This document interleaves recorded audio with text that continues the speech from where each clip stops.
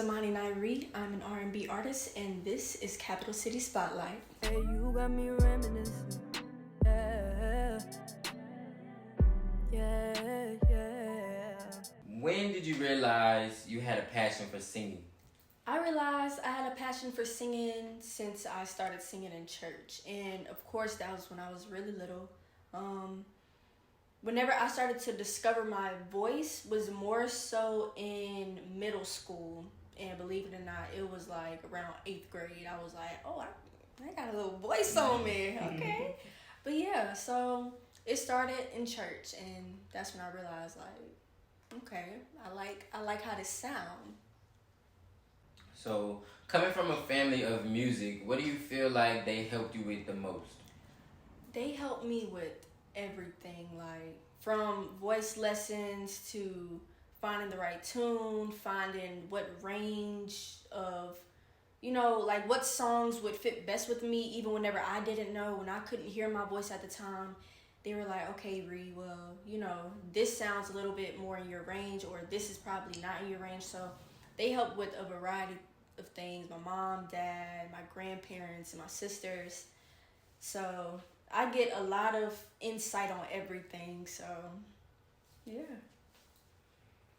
All right, so who are some of your favorite artists and who inspired you the most? Michael Jackson, of course. Her, Prince, Patti LaBelle, Erykah Badu. I love her. I definitely hear a mix of everybody. Yeah. I definitely do. Yeah, I could go on and on about it. I have favorite rappers, country singers. The list goes on. Gospel for sure. Gospel For sure. number one. But who inspired me the most is her, because I feel more connected with her. Whenever I sing, sometimes I can hear myself, not necessarily sounding like her, but some of the things that I write, I'm like, this sounds like something her would write. So definitely her and definitely Michael Jackson, because in one of his interviews, I remember him saying something that always stuck with me was practice and study your favorite artists and do what they do but better, or do what they didn't do and way better. So that's what I'm working on. That's what I'm going to practice on. That was a word. Hey.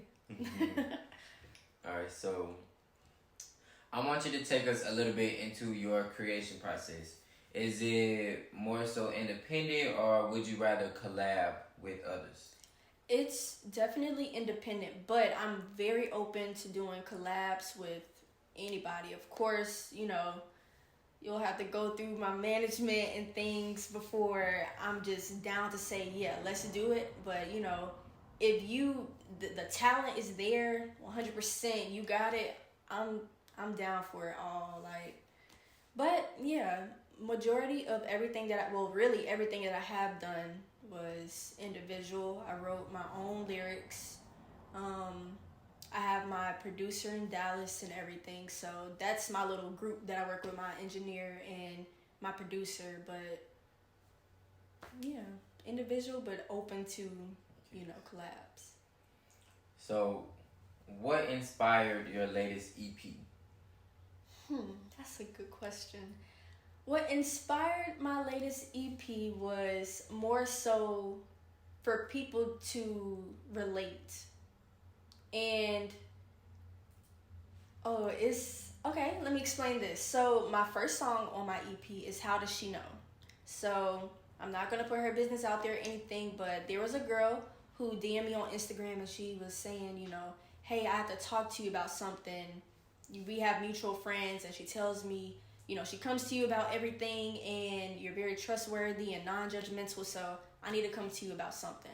So she told me about things that she did that weren't, good, I guess you could say. So I wrote a song about it, which she was 100% okay with. So my point in writing the EP is basically nobody is perfect. And there's things that happen in your life that can go left, or it can go right. So,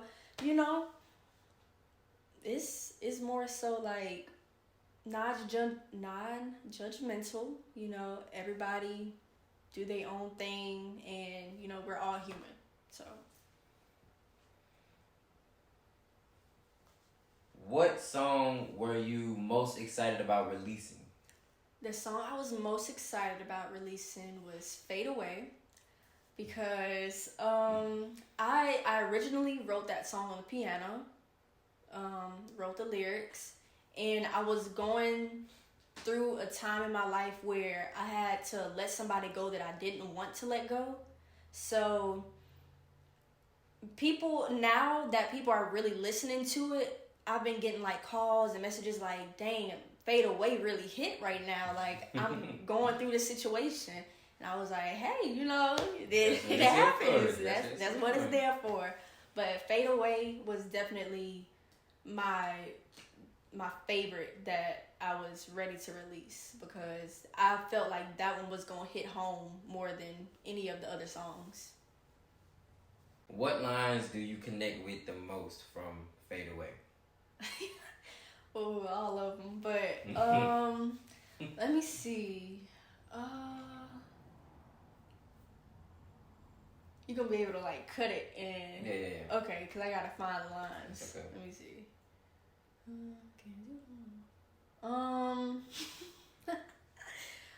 What are my lyrics?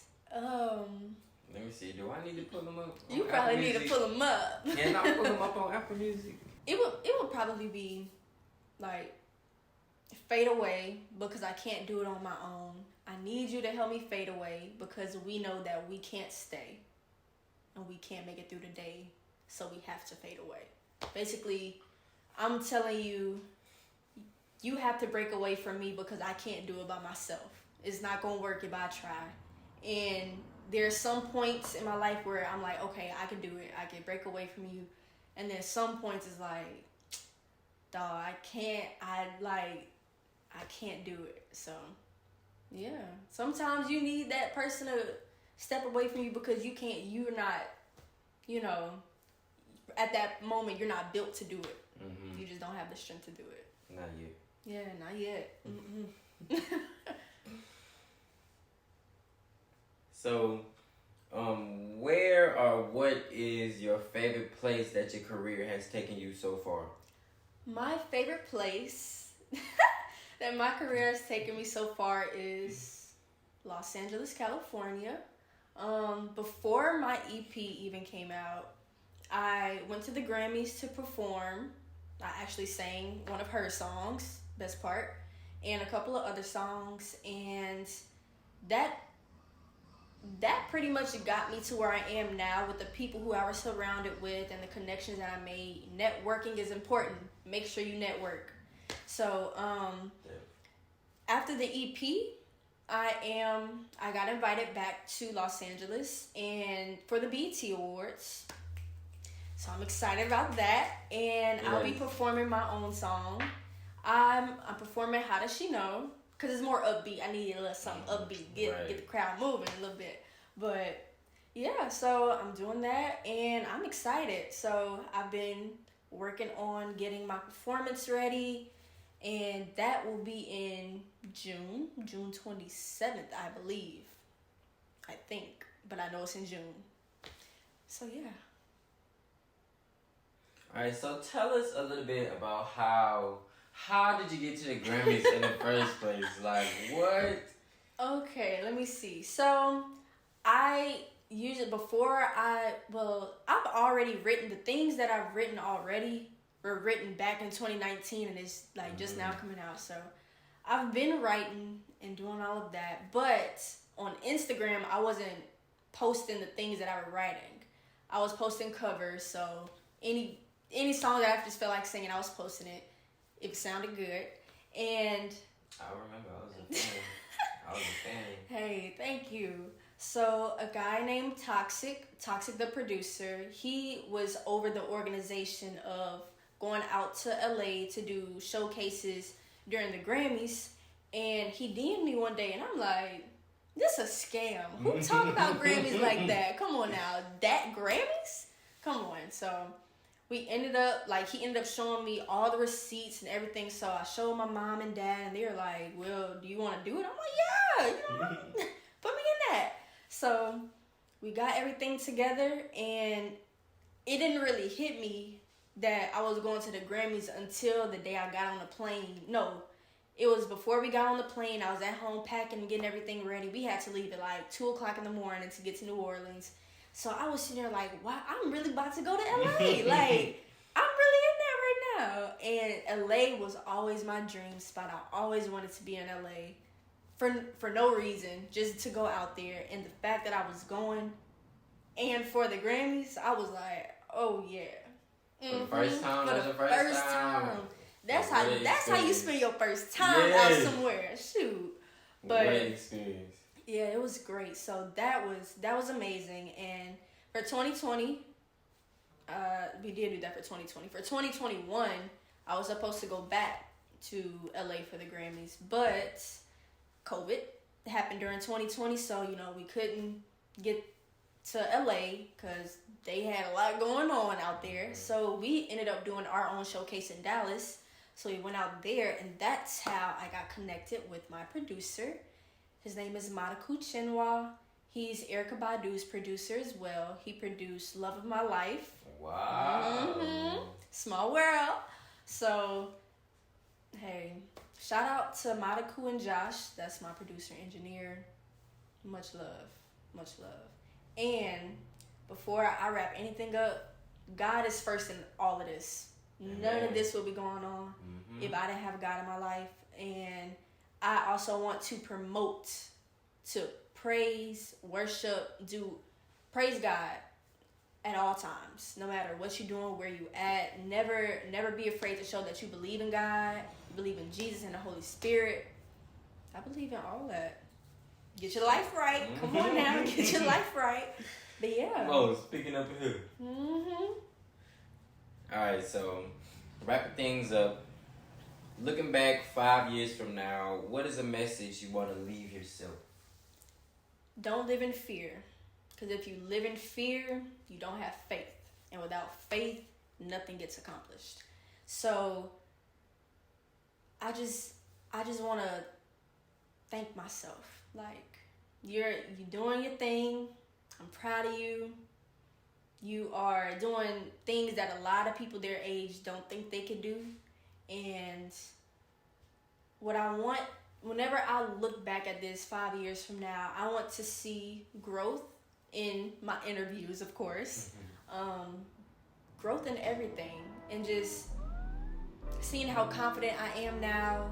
Not living in fear, not worried about, oh, this don't sound right. No one's gonna like this. Just put it out there, let it roll, believe that God got you, and keep doing your thing. I love you, girl. Beautiful. The last part was my favorite. Oh, thanks.